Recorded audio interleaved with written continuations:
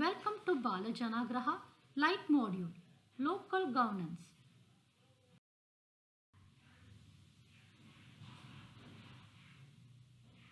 What do I aim to learn? Me and my local government. Why local government? Who are my parastatals? And my role in local government. So in session 1, we shall be learning about me and my local government. Why local government? Who are my parastatals? Before we start the session, let's listen to a story. Asifa left her high-paying job in US and moved back to India 4 months ago. And she wanted to stay close to her family. She lives in an independent house in RT Nagar, Bangalore. One fine morning, Asifa, while speaking to her parents, started crying frantically, telling that she wants to head back to US. Her parents are taken aback. For her, she was desperate to come back to India and that now she wants to go back. They asked her to stop crying and calm down and tell exactly what happened. Asifa sees garbage pile stocked in the corner outside her house and she doesn't know where it comes from. And the lane near her house is lonely and becomes scarier at night as the street lights don't work. And driving has become a menace with too many potholes on the road and it gets worse with rains.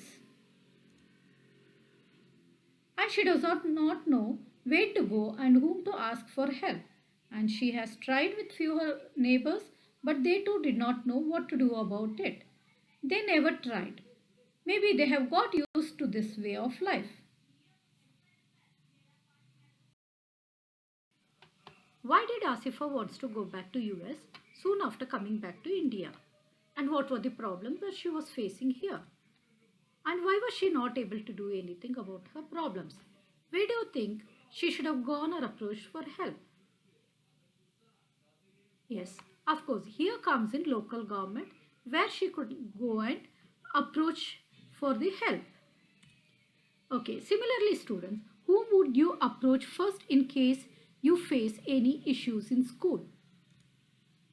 School management? Or the class teacher? Or the principal? Or your parents? Or anybody else?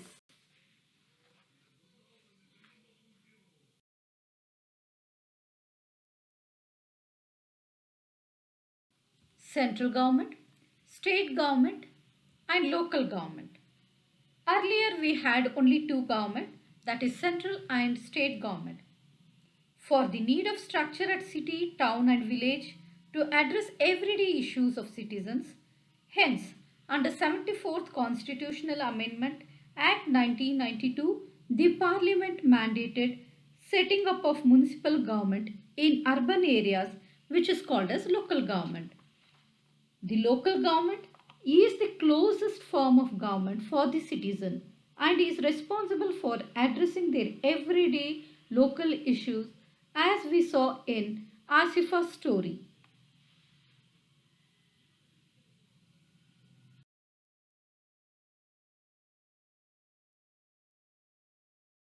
Local government is the closest to people, understand the problem firsthand and find solutions at grassroots levels.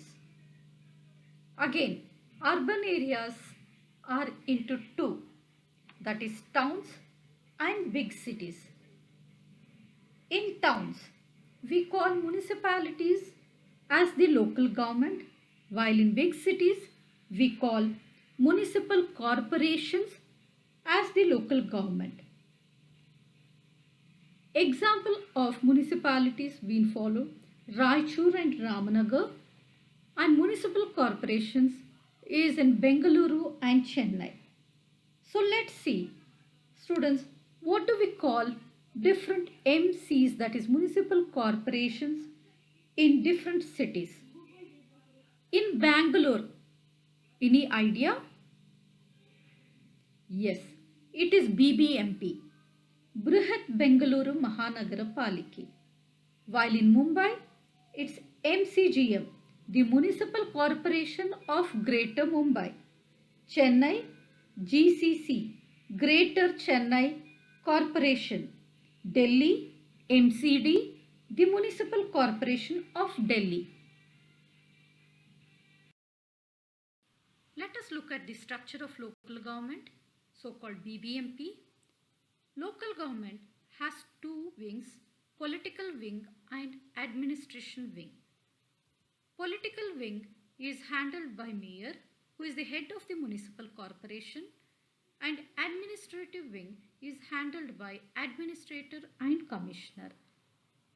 Mayor is indirectly elected by the corporators, who is head of the ward, and standing committees manages the BBMP finance, that is budgeting and requirements.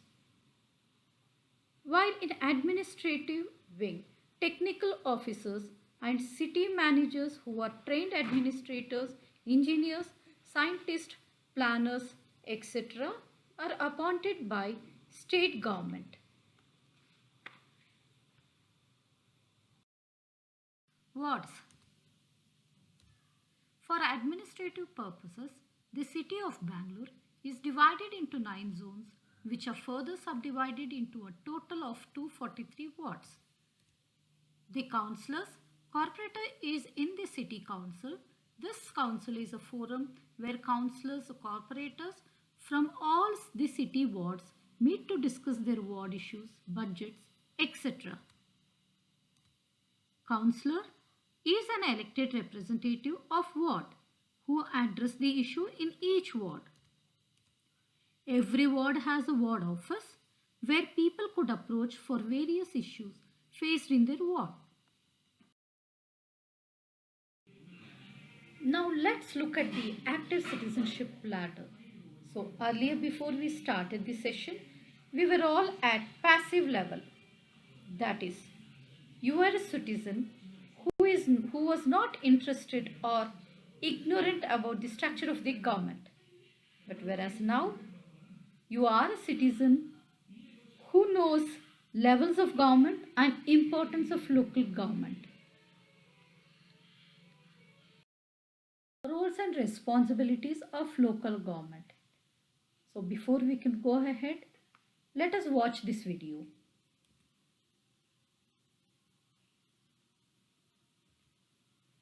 So having watched this video, what is that we understood? We understand the roles and responsibilities of local government are maintenance of the roads, maintenance of the park, removal of garbage, maintenance sewage system, providing street lights, providing water, providing health facilities, and providing education facilities. There are various other agencies in the municipal corporation referred to as parastatals. They are responsible for managing departments such as Transport Corporation Department, Water Supply and Sewage Board, Urban Development Corporations, BESCOM, BMRCL, etc.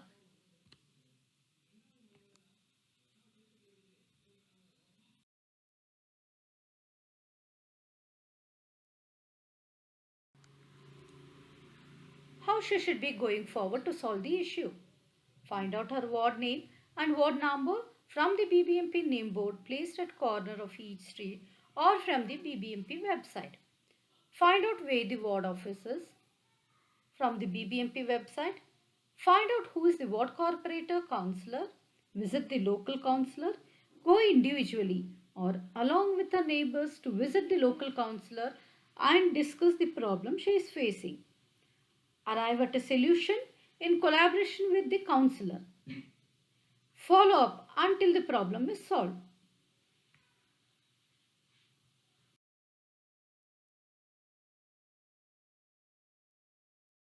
Again, let's do an activity. Students, speak to 5 citizens and find out the issues they had come across and check if they had knew whom to approach, that is which parastatals or elected representatives to solve the issue? If yes, please mention their names and designations. Okay, have they tried to resolve the issue they mentioned? If no, please let us know the reason and their experiences during the process.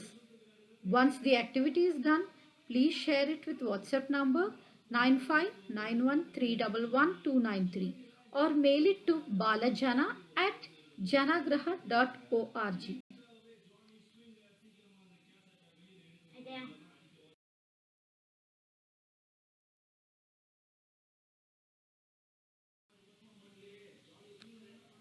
Okay students, now let's see the ladder. So earlier you were known about the levels of government and its importance. Now you are a citizen who knows the importance of local government and also whom to approach for different issues.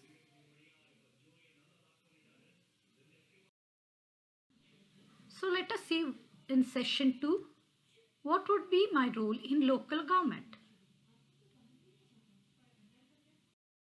What we learnt all this while. In which of these instances would you contact your local municipal corporation for help? The drains in the local market are clogged after the rains. It is yes, BWSSB, Bangalore Water Supply and Sewage Board. Garbage has not been picked up in your locality? Yes, it is Bruhat Bengaluru Mahanagara Palike. For making a driving license, it is RTO, that is Regional Transport Office. There are no street lights outside my house.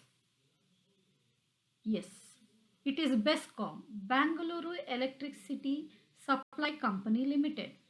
You need a bank account, nearest branch of the bank you require.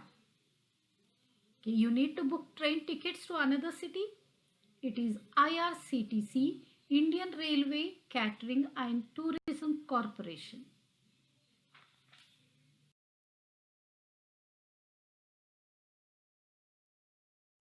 What is a ward? What is a ward committee? A ward committee is a democratically elected body made up of representatives of a particular ward. The ward committee represents a wide variety of community interests and meets regularly under the chairpersonship of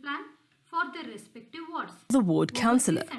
We explain the role of a ward councillor in detail in the video, What is the role of a municipal councillor? How are ward committees established? A municipality has the power to decide to have ward committees, and if it does so, it has to establish ward committees for all the wards within its boundaries. The municipality also decides the process through which ward committee members are elected, following the official guidelines. Ward committees may have up to 10 members that must include women and may also include representatives from special interest groups who are active, for example, in areas such as business and commerce, education, social and welfare, youth, sport and recreation, women's rights. Ward committee members may also be elected on a geographical basis, for example, one from each of the eastern, southern, western and northern areas of the ward. The municipality has the power to dissolve the ward committee if it fails to fulfill its duties. What are the responsibilities of ward committees? Ward committees serve as a link between the municipality and the community. They have a number of responsibilities. Firstly, ward committees must make representations and recommendations on any municipal service matter affecting that ward. For example, the need for streetlights to promote safety and combat crime, or an improved refuse removal service. Secondly, the ward committee communicates between the municipality and the people in the ward through the ward councillor. The ward committee can, for example, request feedback on matters relevant to the ward from the municipal council, such as capital projects, possible tariff increases, or job creation projects within the ward. Thirdly, The ward committee can hold the ward councillor accountable on his election promises, his attendance of meetings, and progress made. Fourthly, the ward committee members should engage with its community through regular meetings, attend to grievances and complaints, and door-to-door interactions.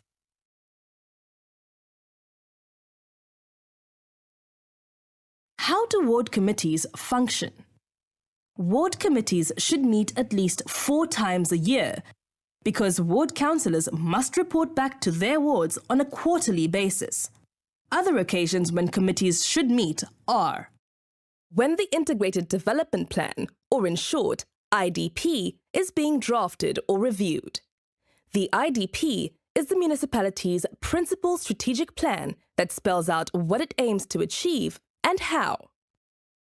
When the Performance Management System is compiled or reviewed. The Performance Management System is used to measure performance and targets in terms of the municipality's strategies. When the annual budget of the council is drafted, the budget projects income and expected expenditures of the municipality. When the annual report on all of the municipality's activities, including its audited financial statements and audit report, is considered.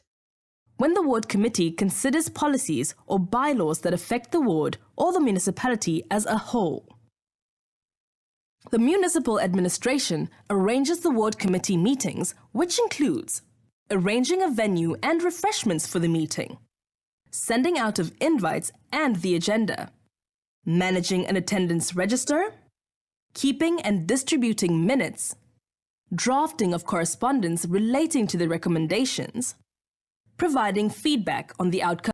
Other than being part in ward committees, we can be part in RWAs. RWAs take up various issues faced in their community and resolve it together. As well, we can take part in citizen movements. Citizen movements has focused on creating substantive changes in the policy or practice of a government or industry. We can also be a part in the protest.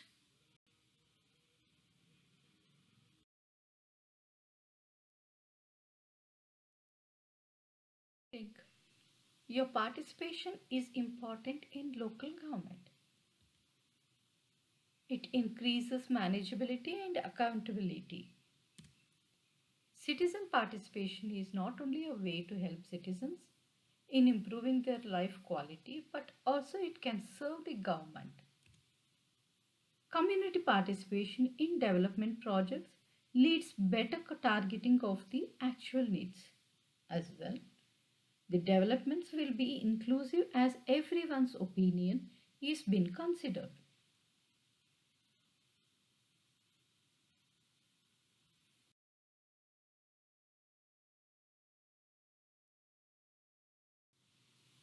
So you were a citizen who knows importance of local government and knows whom to approach for different issues. Now, you are a citizen who wants to contribute the community you live in. So in future, you will be a citizen who will not just contribute but also influence other people to contribute to build a better city to live in.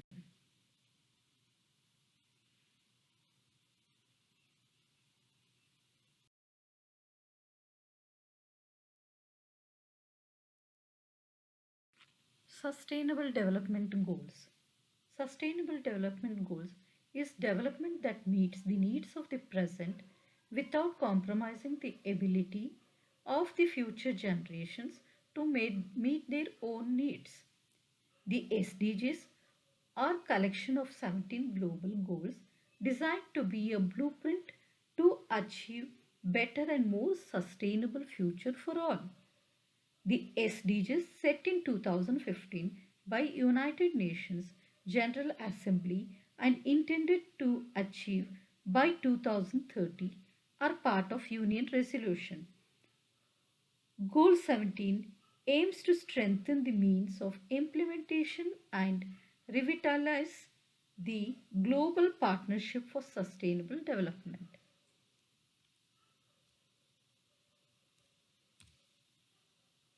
So So, thank you for hearing us out on local governance and contributing towards SDG 17.